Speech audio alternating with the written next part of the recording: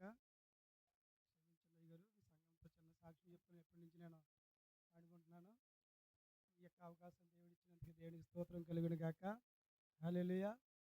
మళ్ళీ మధ్యలో ఒక 5 నిమిషాలు సాక్ష్యం చెప్పి చిన్న ప్రార్థన చేస్తాను. దేవుడి కృపను బట్టి నేను వాక్యం చెప్తామని ప్రిపేర్ ఇచ్చాను. పరిశుద్ధాత్మ దేవుడు సాక్ష్యం పంచుకోమంటారు. దేవుని స్తోత్రం. హల్లెలూయా. వాక్యాలు చాలా వింటారండి మీరు, బలమైన ప్రసంగాలు. కానీ నా సాక్ష్యాన్ని ఒక 5 నిమిషాలు చెప్పి దేవుని నామాన్ని మహిమపరుద్దాం. దేవుని స్తోత్రం. హల్లెలూయా. 2019లో దేవుని మహాకృపను బట్టి జ్యోతిరాజయ్య గారు కూడా మేము ట్రైనింగ్ వెళ్ళామండి. ట్రైనింగ్ పూర్తి చేసుకుని వచ్చిన తర్వాత దేవుని ప్రేరేపణ బట్టి ప్రాంతానికి వెళ్ళాం. యాదవలన ప్రాంతంలో ఇంచుమించు 4 సంవత్సరాలు అక్కడ సువార్త పరిచయం జరిగించాం. కానీ అక్కడ corona first wave second wave రావడం వల్ల ఇంచుమించు 20 మంది గ్యాదర్ అయ్యారండి. అక్కడ ఇలాగే అన్ని జనుల మధ్యలో పెట్టడం వల్ల వాళ్ళ ఇంట్లో పెట్టేవాళ్ళం. వాళ్ళు కూడా ఈ గృహాన్ని ఇవ్వడానికి తిరస్కరించారు. అలాగే వెళ్ళడం కూడా మానలేదు. రెండో కరోనా వచ్చినా కూడా పెద్ద పెద్ద సంఘాలే ప్రార్థన జరిపించుకోవడానికి ఇబ్బంది పడేవారు. అవునా కదండి. పెద్ద పెద్ద సంఘాలు కూడా ఎవరు కూడా పోలీసు వారు ఒప్పుకునేవారు కాదు. అలాంటి టైంలో వెళ్ళి మేము సువార్త ప్రకటించి అనేక మందికి దేవుని నామాన్ని దేవుని సువార్త ప్రకటించినప్పుడు అలా ప్రార్థన చేస్తూ ఉండగా మళ్ళీ దేవుడు కృపను బట్టి ఇంట్లో మా నాన్నగారు ఎక్స్పైర్ అవ్వడం జరిగింది. సమస్యలు గుండా వెళ్తున్నప్పుడు దేవుడు మరలా వేరే ప్రాంతాన్ని నడిపించారు. ఆ ప్రాంతం ఎక్కడో కూడా మీకు తెలియదు, చెప్పినట్టున్నా మీకు చెప్పానండి. త్యాగల ప్రాంతంలో దేవుడు మరలా నడిపించారండి. ఆ ప్రాంతానికి వెళ్ళినప్పుడు దేవుడు మహాకృపను బట్టి అక్కడ ఒక స్థలం కొనడం జరిగింది. స్థలం కొని అక్కడ చర్చి కట్టడం జరిగింది. ఆ చర్చి ఓపెనింగ్ కూడా అయ్యగారు వచ్చారు, అమ్మగారు వచ్చారు. ఇదంతా ఎందుకు పంచుకుంటున్నామంటే, గూడు లేని పక్షి ఏం చేస్తుందమ్మా? అమ్మా, గూడు లేని పక్షి ఏం చేద్ది? ఎక్కడికి వెళ్ళాలో తెలియదు. దేవుడి స్తోత్రం. నేను అలా తిరిగానండి ఇంచుమించు 10 సంవత్సరాలు. దేవుడి మహాకృపను బట్టి 2022 వరకు మాకు ఆత్మీయ తల్లిదండ్రుల దగ్గరికి వెళ్ళాం. వాళ్ళకి మాకు కొంచెం మనస్పర్ధలు రావడం వల్ల అక్కడ ఆగిపోవడం జరిగింది. 2022 నుంచి కూడా ఎక్కడికి వెళ్ళాలో తెలియదు, ఎక్కడ ఆరాధన చేయాలో తెలియదు. చాలా బాధతో ఉండేవాడిని. దేవా, నిన్ను ఆరాధించలేకపోతున్నాను, నిన్ను స్తుతించలేకపోతున్నాను అని చాలా దుఃఖంతోనే తిరుగుతూ ఉండేవాడిని. తర్వాత 2022, 23 వచ్చేసరికి అయ్యగారి దగ్గరికి వచ్చి, ఈ సంఘానికి నా గురించి మీరు చాలా భారంగా ప్రార్థన చేశారని నమ్ముచున్నాను నేను. దేవుని స్తోత్రం. చేశారా లేదండి? ఏమో చేశారా? అది దేవుని స్తోత్రం. అప్పటి నుంచి కూడా నేను సాక్ష్యం చెప్పుకోవాలని ఆశతో ఉండేవానండి. నా గురించి ఎక్కువ ప్రార్థన చేశారని నమ్ముతున్నానండి. ఎందుకంటే 2023 నుంచి ఇక్కడ రావడం జరిగింది. అయ్యారు నెలలకు వచ్చి అక్కడ బలారాధన తీసుకుని వెళ్ళేవానండి.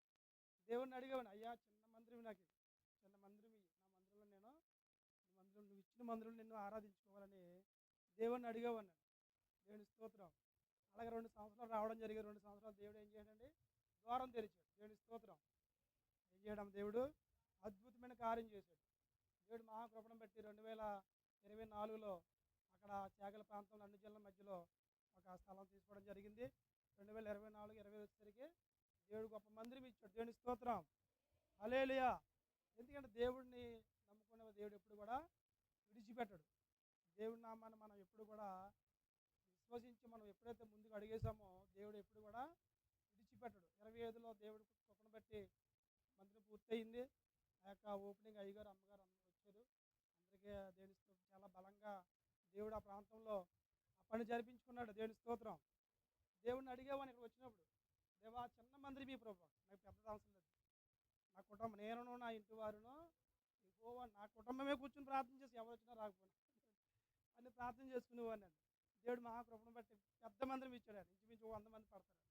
ఒక 100 మంది పడతారు. ఇంచుమించు 15 లక్షల దాకా అయిందండి. దేవుడి కృపను బట్టి ఎవరిని కూడా ఒక్క రూపాయి అడగలేదండి.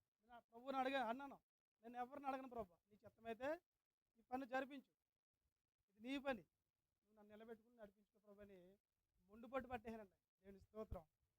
నా జీవితంలో గొప్ప మెరాకిల్ ఏదంటే, గొప్ప అద్భుతమైన కార్యం దేవుడు చేశాడండి. ఎందుకు చెప్తుందంటే, ప్రతి ఒక్కరి జీవితంలో దేవుడు కార్యం చేస్తాడు. అది మన నమ్మకత్వాన్ని బట్టి ఉంటుంది, మన ప్రవర్తన బట్టి ఉంటుంది, మన క్రియలు దేవుడు అన్నీ చూస్తూ ఉంటాడు, పరిశీలిస్తూ ఉంటాడు. ఆయన ముందు నమ్మకంగా ఉండాలి. మన దేవుని స్తోత్రం కలుగును గాక. హల్లెలూయా. ఇంచుమించు ఇప్పుడు ఒక 20 మెంబర్స్ వస్తారు. అలాగా దేవుడు మహాకృప అన్ని జనంగా, ఇట్లాగే అన్ని జనాంగమే మధ్యలో. కానీ ఆరాధన బట్టి ఎటువంటి డిస్టర్బెన్స్ లేకుండా జరుగుతూ ఉంది. దేవుడి కృపను బట్టి. ఎందుకు చెప్తున్నా అంటే ఈ సంఘంలో ఇక్కడికి వస్తూ ఉండగానే దేవుడు కార్యం చేశాడు నాకు. దిక్కులేని స్థితిలో ఉన్నప్పుడు దేవుడు నాకు దిక్కయ్యాడు. దేవుని స్తోత్రం. ఎక్కడికి వెళ్ళి చేయాలో తెలియదు, ఎక్కడ ప్రార్థన చేయాలో తెలియదు. ప్రతిరోజు కూడా ఇంటికి వెళ్ళి కళ్ళు మూసి ప్రార్థన చేసి పడుకునేవాడు. ఎందుకంటే దేవుడి మీద అంత డిపెండ్ అయిపోయాం.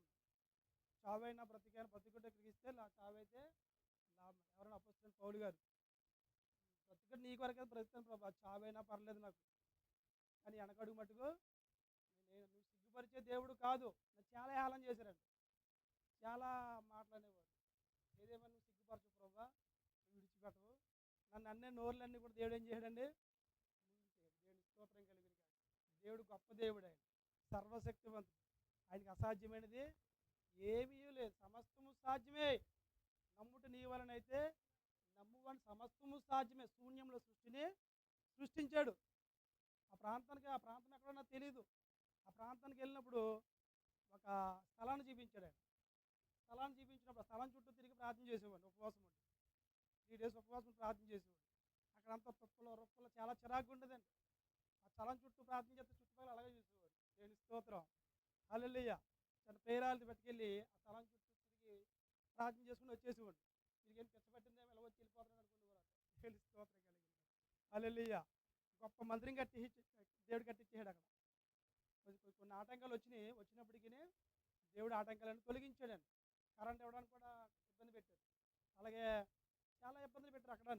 అది ఎలాగంటే ఒక చర్చి ప్లాన్లో కట్టలేదు, ఒక ఇల్లుగా ముందు స్టార్ట్ చేసాం. ఇది ఇల్లు అండి, ఇది చర్చ్ అంటే ఎక్కడ కట్టనివ్వరండి, కట్టనిస్తారండి, అక్కడ కట్టను, బయటకు పంపి అప్పుడే తోలేస్తారు బయటికి. దేవుని స్తోత్రం కలిగి. ఆ తాపి మేస్త్రి కూడా తెలియదండి ఆ చర్చ్ అని. అది ఇల్లు అని చెప్పి కడ వరకు కూడా ఓపెన్ అయ్యే వరకు కూడా చర్చ్ అని ఎవరికి తెలియదండి. దేవుని స్తోత్రం. ఓపెనింగ్ పెట్టిన తర్వాత చర్చ్ అనుకుంటుందని అప్పటికప్పుడు వాళ్ళకి చెప్పుకొని చేసేది ఏం లేదండి. ఐదల్లా అయిపోయింది. దేవుని స్తోత్రం కలుగును గాక. ఆ కరెంట్ ఇవ్వడానికి కూడా ఇంచుమించు ఒక నెల పాటు నన్ను తిప్పారండి. కరెంటు మీటర్ పెట్టిన తర్వాత ఇది ఇల్లు కదా, ఇది చర్చ్, ఇది కేటగిరీ 2 ఇదే ఇవ్వాలి, 2 అండి అయ్యారు, 2 అండ్ 1 మీరు 1లో పెట్టారు, కరెంట్ ఇవ్వని అన్నారు. 2 ఇవ్వండి సార్, నాకు ఎంత ఖర్చు అయినా పర్లేదు, మీకు కావాల్సిన అమౌంట్, నాకు కావాల్సిన కరెంటు అవి అమౌంట్ కట్టేసి తెచ్చుకున్నాను. దేవుని స్తోత్రం. ఎందుకంటే దేవుడు మనం ఎప్పుడైతే దేవుని పట్ల మన విశ్వాసం నుంచి నమ్మకంగా నిలబడ్డా మన పట్ల దేవుడు కార్యం చేస్తాడు. అలాగే బల్లారాధన కూడా దేవుడు ప్రతి నెల కూడా అయ్యగారు వచ్చి మా సంఘానికి జ్యోతిరాజయ్య గారు వచ్చి ఇవ్వడం జరుగుతుంది. నేను అడిగేవాడిని, దేవుడు అయ్యా నా మందిరంలో నేను కూర్చుని ఆరాధన చేసుకుని నా మందిరం నేను బల్ల తీసుకోవాలి అని దేవుడి దగ్గర ముందు పట్టి చిన్నపిల్లడు చూడండి, ఆ పిల్ల ఏదైనా అడిగిన దానికి ఇచ్చేవారు కూడా విడిచిపెడదండి, దొరిలేస్తుంటుంది. అలా దేవుడి దగ్గర మేము నైట్ పగలు పెనుగులాడుతూనే ఉన్నాం, ఇచ్చే వరకు కూడా. ఎన్ని సంవత్సరాలు అండి అమ్మా? 10 సంవత్సరాలు. ఒక రోజు 2 రోజులు 10 సంవత్సరాలు అడుగుతూనే ఉన్నాం. దేవుడు మహాకృపను బట్టి గొప్ప మందిరం ఇచ్చాడంటే మందిరంలో దేవుడిని ఆరాధిస్తూ ఉన్నాం. ఇంకా అనేక మంది నూతనాత్మలు దేవుడు ఒక మందిరాన్ని నడిపించాలని మీ అనుదిన ప్రార్థనలు నన్ను నా కుటుంబాన్ని రాత్రి వచ్చే పిల్లలు చూసారండి. నా పిల్లలు ఇద్దరండి, వాళ్ళు చదువుకున్నారు. చదువు విషయంలో, నాకు పరిచయ విషయంలో, నాకు నేను జాబ్ చేసుకుంటానే పరిచయం చేస్తున్నాను. ఎందుకంటే నేను నాకు పౌలు గారి లాగా కష్టపడితేనే సేవ చేయాలని నాకు ఆలోచన. నేను ఎవరి మీద ఆధారపడకూడదు, ఎవరిని కానుకల మీద ఆధారపడదు. నా ఆలోచన అదండి. ఇంచుమించు 10 లక్షల పైన ఒక్క రూపాయి కూడా ఎవరిని అడగలేదండి. ఒక్క రూపాయి కానుక దేవుడి కృపను బట్టి ప్రతిదీ కూడా ఆయనే సిద్ధపరిచి ఆ మందిరాన్ని కట్టుకోవడం జరిగింది. దేవుని స్తోత్రం, హల్లెలూయా. ఎందుకు చెప్తున్నంటే మీ సంఘంలో ఎప్పటి నుంచో అయ్యగారు చెప్పిన సాక్ష్యం చెప్పుకోవాలి అని చెప్పి ఈ అవకాశం ఈ రోజు నాకు ఇలాగా దేవుడు దయచేసిన దేవుడికి మహిమ కలుగును గాక, హల్లెలూయా. మన పట్ల కూడా దేవుడు గొప్ప గొప్ప అద్భుతమైన కార్యములు జరిపిస్తాడు అక్కడ. కనుక మన జీవితంలో ఎప్పుడు కూడా దేవుని నామాన్ని విశ్వసించి ముందు కొనసాగాలని ప్రభు పేరు తెలియపరుస్తూ నాకు ఈ అవకాశాన్ని ఇచ్చినటువంటి దైవజనునికి నా వందనాలు. ఏరియా అయ్యగారు అమ్మగారికి నా వందనాలు, కుటుంబానికి నా యొక్క హృదయపూర్వక వందనాలు. నా తోటి సేవకులు దినేష్ అయ్య గారు కూడా నా వందనాలు. మీ సంఘ బిడ్డలందరూ కూడా హృదయపూర్వక వందనాలు. దేవుని స్తోత్రం, హల్లెలూయా. ప్రార్థన చేసుకు. మహాపరిశుద్ధుడా, ప్రేమ గల తండ్రి, జీవాధిపతి, మీకు వందనములు స్తోత్రములు చెల్లిస్తున్నాం ప్రభువా. గడిచిన కాలం అంతా మీరు రెక్కల చాటున భద్రపరుచుకుని కాచి కాపాడి నడిపించిన విధానానికై మీకే వందనములు స్తోత్రములు చెల్లిస్తున్న. అల్పులము అయోగ్యులము ఎందుకు పనికిరానటు వాళ్ళని ప్రభు, కేవలం నీ కృప మీ కనికరము చెప్పునే ప్రభువా. ఈ రీతిగా మరొక్కసారి నీ పాద సన్నిధిలో మొర్ర పెట్టడానికి మాకు ఇచ్చిన కృపను బట్టి సమయాన్ని బట్టి మీకు వందనములు స్తోత్రములు చెల్లిస్తున్న. ఉదయకాల సమయంలో ప్రభువా నీ మందిరంలో నిలబడి నీ మధ్యలో ప్రభువా నీ ప్రజల మధ్యలో ఈ రీతిగా సాక్ష్యం పంచుకోవడానికి మాకు ఇచ్చిన కృపను బట్టి సమయాన్ని బట్టి మీకు వందనములు స్తోత్రములు చెల్లిస్తూ ఉన్నాం. ఇదిగో నాయన, ఇంతవరకు జరిగిన కార్యక్రమం అంతా మీరు తోడుని అడుగుండి నడిపించిన విధానానికి వందనాలు. జరగబోయే కార్యక్రమం అంతా మీరు తోడుగుండండి. దైవజనులు మా మధ్యలో నిలబెట్టి ప్రభు, మాకు సంఘానికి కావలసిన వర్తమానం మీరు మాకు దయచేయమని అడుగుతున్నాం ప్రభు. ఈ ప్రాంతాన్ని మీరు స్వాధీనపరచుకొని ఎటువంటి ఆటంకం లేకుండా ఆటంకపరుస్తున్న ప్రతి దురాత్మంధకార శక్తులను యేసు నామంలో బంధిస్తున్నాం ప్రభువ.